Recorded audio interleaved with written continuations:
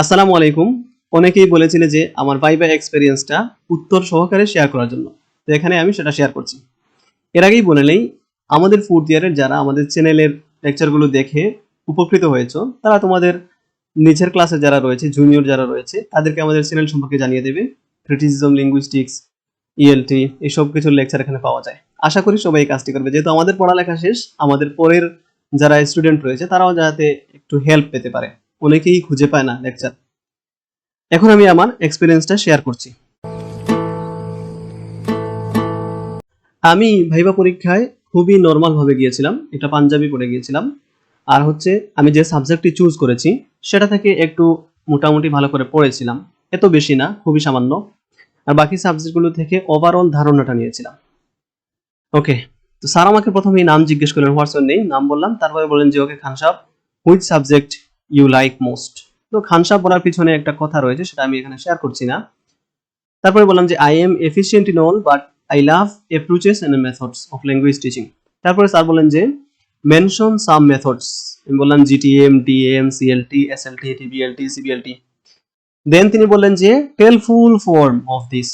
তারপর বললাম যে GTM means grammar translation method, DM means direct method, CLT means communicative language teaching, SLT means situational language teaching, TBLT means task based language teaching. তারপর বললেন what is an approach. তখন বললাম যে approach is the theoretical understanding of how a language learning process happens. তারপরে sir বললেন যে what do you know about GTM. তো তখন হচ্ছে জিটিএম এর একটা ওভারঅল ধারণা আমি দিয়েছিলাম, যে GTM means grammar translation method in which method language is taught by the use of first language. Students they memorize vocabulary and translate from the second language and learn the language. তারপরে বলছেন যে টেল সাম limitations of GTM.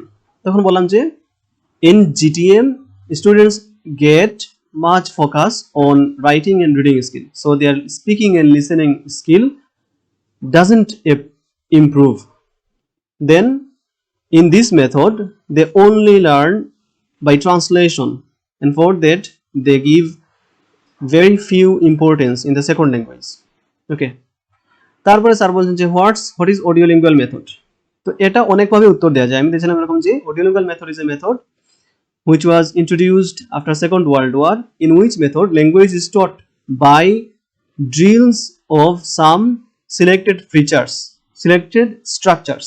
Okay, তারপরে sir বলছেন যে what is DM. বলছিলাম DM means direct method, in which method language is taught without using first language and directly with the second language. তারপর বললেন যে গিভ এক্সাম্পল অফ ডিএম। তখন বললাম যে the English medium schools of Bangladesh আর the example of DM. In this schools language is taught directly through the second language. তারপরে বললেন যে without this subject which one you like most. বললাম যে sir classics in translation. Then sir বললেন which part. বললাম যে Iliad.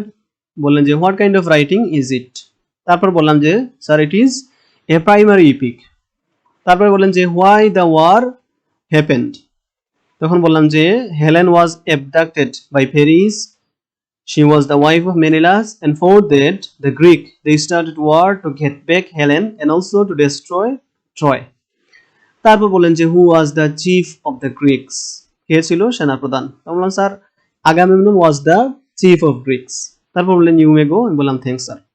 এই ছিল আমার ভাইভা এক্সপেরিয়েন্স। সবাইকে দেখার জন্য অনেক ধন্যবাদ।